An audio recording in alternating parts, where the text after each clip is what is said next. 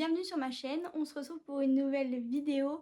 Alors, dans la vidéo, je ne serai pas du tout habillée comme ça parce que je tourne l'intro au moins 2 mois, 3 mois après. C'est génial, je suis quelqu'un de hyper fidèle. Pas du tout. J'avais juste... Enfin, j'avais... comment dire? J'ai pas d'excuses.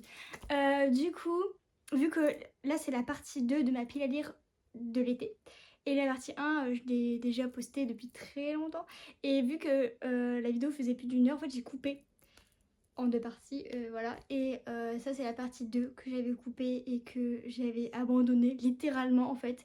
Et quand j'ai fait le montage, donc le montage de moi d'il y a 3 mois, je me suis dit mais non, c'est pas possible, en fait il faut que je poste parce que je suis hyper marrante sur la vidéo. Bref, voilà, j'espère que ça vous plaira.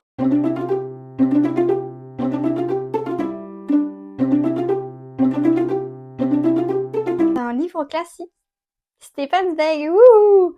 Alors là, il y en a 2 dedans, c'est Printemps au Prater et La Scarlatine. L'histoire, il me semble, d'une femme qui, juste le temps d'un après-midi et d'une soirée, elle veut retrouver un peu les éloges, enfin pas les éloges, la passion de sa vie de jeunesse, la passion qu'on a quand on est jeune. Ça raconte une courte et poétique parenthèse dans la vie d'une jeune courtisane en quête d'aventure, quelques heures d'un après-midi et d'une soirée qui la replongeront dans l'attente fébrile d'un futur prometteur dont elle connaît d'avance la vanité. La scarlatine, ça décrit, il me semble, le passage d'un homme à la vie adulte, un truc comme ça. Ça décrit le tragique passage de l'âge d'adulte d'un tout jeune homme venu étudier la médecine à Vienne et qui sera consumé par une brève et fatale passion. Ça, à chaque fois, ça se voit, c'est du Zweig, je suis désolée, mais à chaque fois, il est obligé de mettre des sentiments. Tous les sentiments du monde possible, c'est incroyable.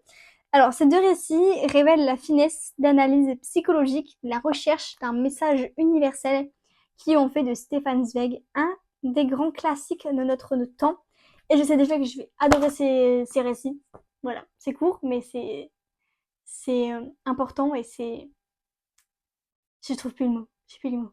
Zweig, là. Donc, autant continuer avec Zweig, en fait. Alors là, c'est plein d'œuvres romanesques de Zweig. Donc, il y en a plein. Voilà. Alors, il y a La Pitié dangereuse. Celui-là, je l'ai pas lu, donc c'est parfait. Il y a Amok. Celui-là, je l'ai déjà lu, mais c'est pas grave. La Lettre d'une inconnue, je l'ai déjà lu, mais c'est pas grave. La Ruelle au clair de lune, je l'ai déjà lu, mais c'est pas grave. La Nuit fantastique, je l'ai pas lu, donc c'est parfait.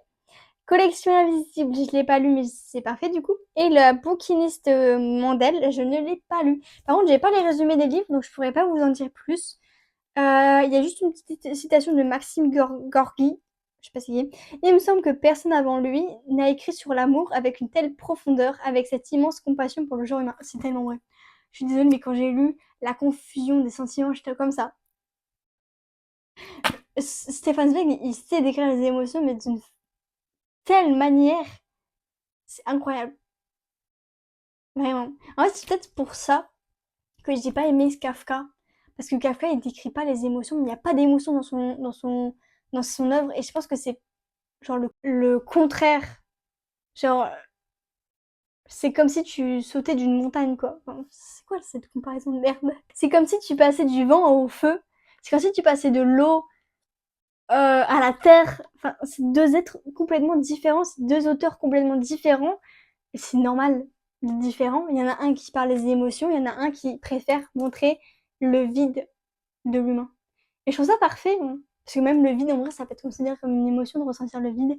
Donc voilà, je devrais apprécier les 2 auteurs, mais c'est juste que moi, vu que j'adore les émotions, je pense que c'est pour ça que je préfère Kafka, voilà, Zweig. Tiens, Kafka, je suis pas fait exprès. Kafka, c'est donc la America ou le disparu. Il date d'il y a très longtemps ce livre, hein. Tiens, je suis pas sûre que Flammarion ils font encore des livres comme ça. Je ne sais pas du tout de quoi il parle. Chaque fois Kafka, j'ai l'impression qu'il met des prénoms par rapport à lui ou à sa vie. Genre les gens ils ont pas de prénom, ils sont anonymes ou genre ça commence toujours par un cas comme lui. Genre je sais pas si c'est exprès.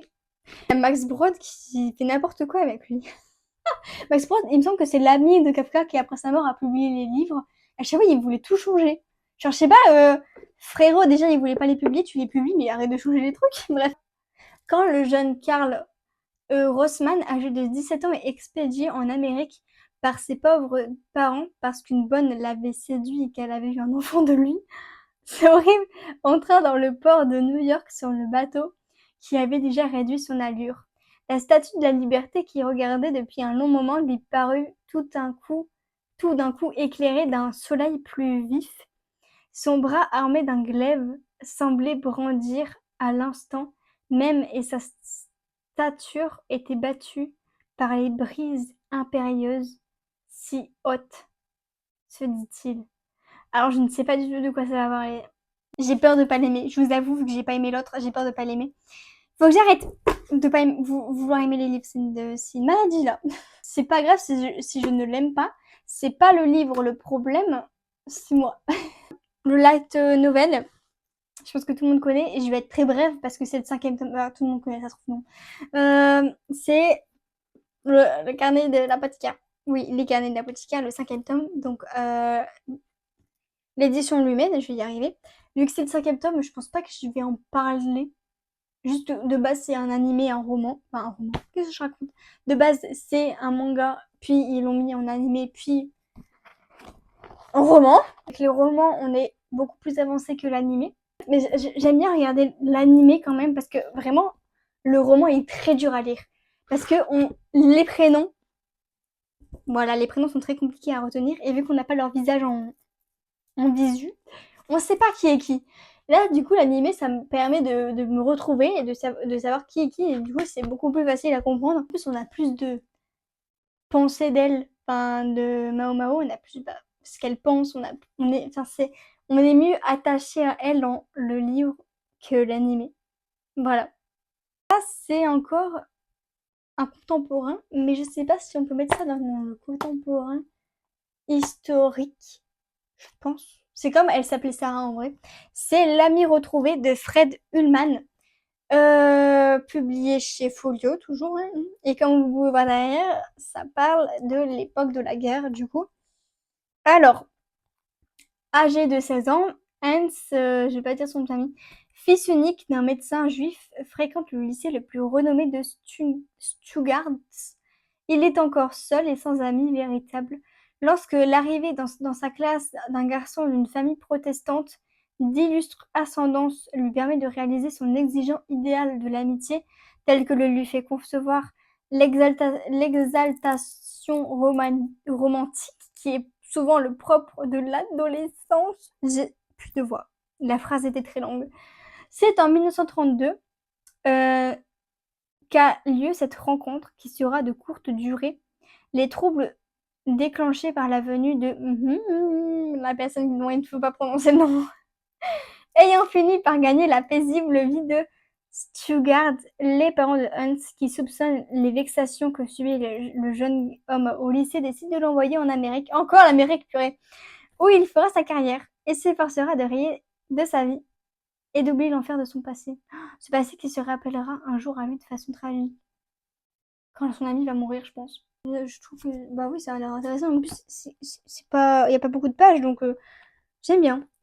On verra. Ça se trouve, ça se trouve, j'ai l'air blasé et tout, mais ça se trouve, ça sera un coup de cœur incroyable. On sait pas à quoi s'attendre avec les livres. C'est ça qui est incroyable. Alors, David Fokinos, je pense que c'est un de ses premiers livres. C'est Le potentiel érotique de ma femme. Alors, de quoi parle ce livre?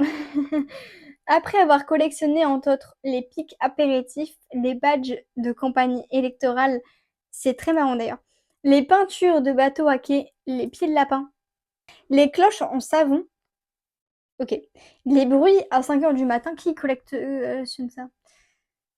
Les dictons croates, les bouts de rampe d'escalier, les premières pages de romans, hein, les étiquettes de melon, les œufs d'oiseau, les moments avec toi, oh, les cordes de pendu. Les cordes de pendu. Ok. Hector est tombé amoureux et s'est marié. Alors il s'est mis à collectionner sa femme. Ça fait très peur en vrai. Genre le collectionneur fou, genre. Je sais pas si c'est une maladie mentale, il collectionne tout. Ou est-ce que ça veut dire qu'il contrôle tout? Genre, il y a peut-être un sous-entendu dedans. On verra. Ça a l'air très intéressant. Franchement, ça a l'air très intéressant. Il y a trop de mystères d'après ce résumé. Le résumé, il donne trop envie de le lire parce que t'es en mode, j'ai pas compris. David Fokinos. Euh, j'ai aussi entendu parler de cet auteur qui donnait toujours les mêmes prénoms. Je trouve ça trop marrant. Genre, il donne toujours les mêmes prénoms à ses, à ses personnages comme si ils n'avaient pas de réelle identité et que c'est pas ça qui l'intéresse de construire le personnage, mais de construire l'histoire qui les entoure.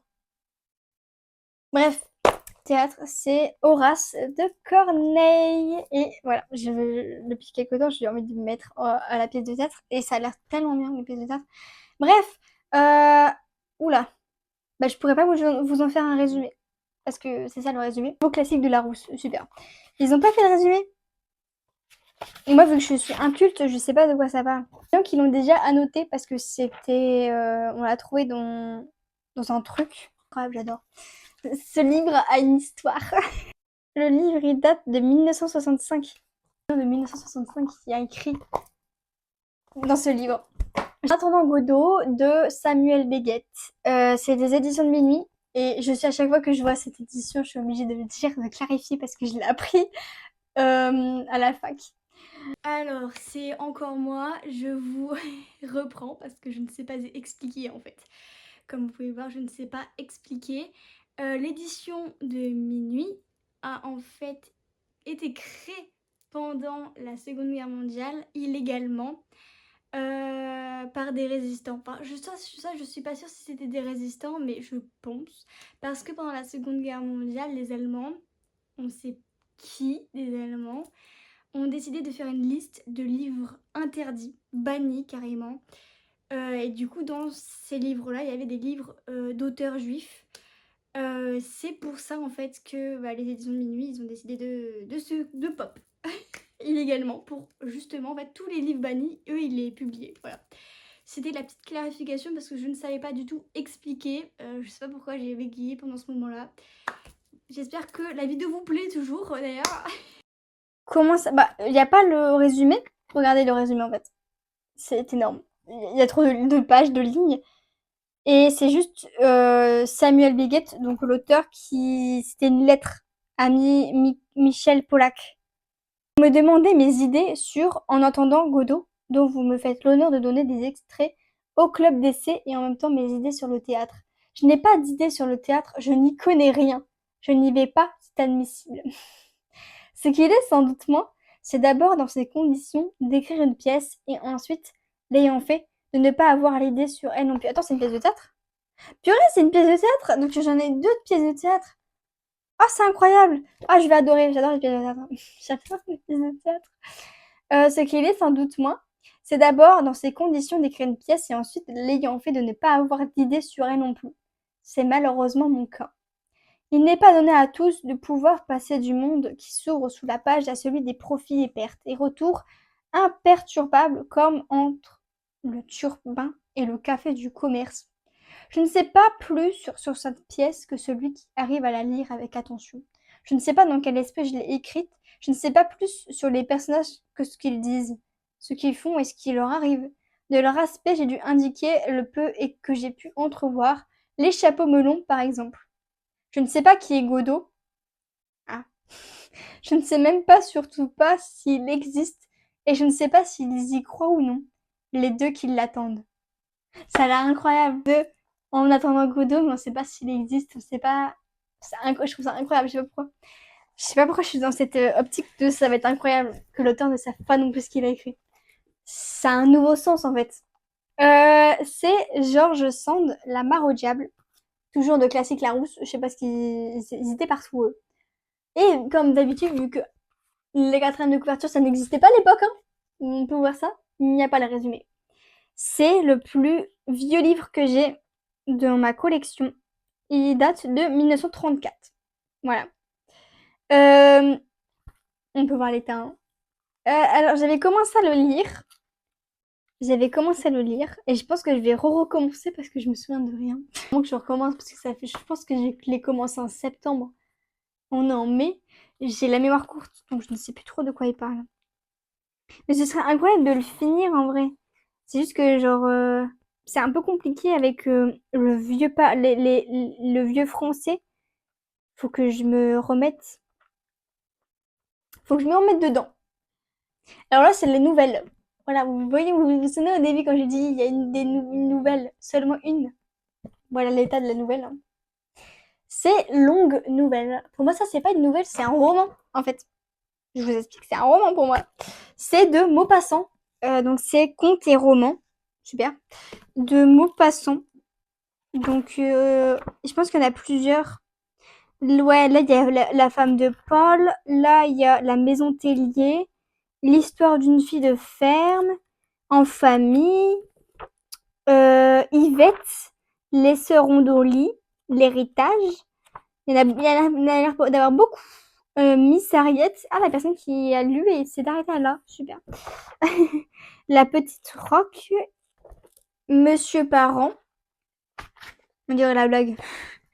Le Horla. Le champ d'olivier. L'inutile beauté. Il n'y a pas tout au début en fait. Il devrait y avoir. Genre, le livre. Il est d'une beauté incroyable. Je kiffe. J'adore les livres comme ça. Là, il y a le même genre. C'est écrit les Rougon-Macquart. Et c'est Zola. C'est Émile Zola, Nana. Voilà. Et c'est pas le premier. Super. J'espère que c'est pas des tomes compagnons parce que. Mais c'est parce que j'ai pas les autres en fait. Parce que c'est juste dans l'ordre à laquelle il les a fait, non? Ah non, c'est vraiment à chaque fois sur la même famille. Et je pense que c'est pas des tomes compagnons, on n'est pas obligé de les lire pour comprendre. J'espère. Et le dernier livre, enfin le dernier livre que je dois lire. Bon, tout ça, je vais devoir les lire. Dites-vous que je vais devoir les lire. Pas grave. C'est Alexandre Dumas, le chouchou, le comte de Monte Cristo, tome 2. Parce que tome 1, je l'ai lu pendant les grandes vacances. Du coup, je l'ai lu en juillet 2024. Et là, on est en mai 2025. Peut-être lire le tome 2. En plus, j'ai regardé le film, du coup. Le film! Pardon, mais pour moi, c'est pas du tout Monte Cristo, hein. C'est une reproduction. Mais c'est pas l'équivalence à la réalité. Enfin, du livre. Parce que plein de personnages n'y sont pas. Plein de personnages sont ajoutés, n'existent pas dans le livre. Plein de scènes n'existent pas. Bref, ce n'est pas la réalité. Voilà. Je pense que je préfère les livres aux films. Ça, c'est sûr. En même temps, enfin, un livre, tu me dirais, il y a plus de sentiments dedans, il y a plus de temps pour le lire, alors qu'un film, le temps est imposé à la personne qui regarde, alors que le temps de lire un livre, non. Bref, Dante il se fait trahir par quelqu'un et il est envoyé en prison. Pouf! C'est vraiment le pire résumé de Monte Cristo. Dans une prison, là, c'est le château d'If, non? Un truc comme ça. La tour d'If, parce que c'est pas trop un château. L'île d'If. Bref. Et en fait, tout le livre, il est sur bah, sa vie en prison et sa revanche sur les gens qui l'ont trahi. Voilà. Et pourquoi ils l'ont trahi? Parce qu'il était aimé de tout le monde. Ils étaient juste jaloux. La jalousie, quoi. Bref, voilà. Donc là, je sais pas trop. Je sais plus où je me suis arrêtée, en fait. Genre, je sais plus trop la fin du premier tome, je sais plus la fin. Je pense qu'il commence sa revanche. Genre, il commence seulement sa revanche au début du premier tome. Donc là, il y aura juste la suite de sa revanche. Ça va être intéressant. Ah, j'ai peur, j'ai hâte de voir qui meurt à la fin. Ça, je verrai si c'est intéressant. J'espère que c'était intéressant. Après, genre, c'est juste ne pas la lire. Et vu que j'ai pas lu les livres, je peux pas trop dire de trucs dessus. Au moins, au moins, c'est sûr, je vais pas vous spoiler. Parce qu'à chaque fois que je fais des vidéos sur genre sur des livres que j'ai déjà lus, je spoil les gens. Oh là, je peux pas vous spoiler. À part si j'ai deviné. J'espère pas. Parce que là, ça ferait beaucoup quand même. Euh, Bah du coup, c'est les livres que je dois lire. Il y en a 1, 2, 3, 4, 5, 6, 7, 8, 9, 10, 11, 12, 13, 14, 15, 16, 17, 18, 19, 20, 21, 22, 23, 24. La vidéo est finie. J'espère qu'elle vous a plu et je pense qu'on va se retrouver très vite pour un vlog. Je lis ma pile à lire.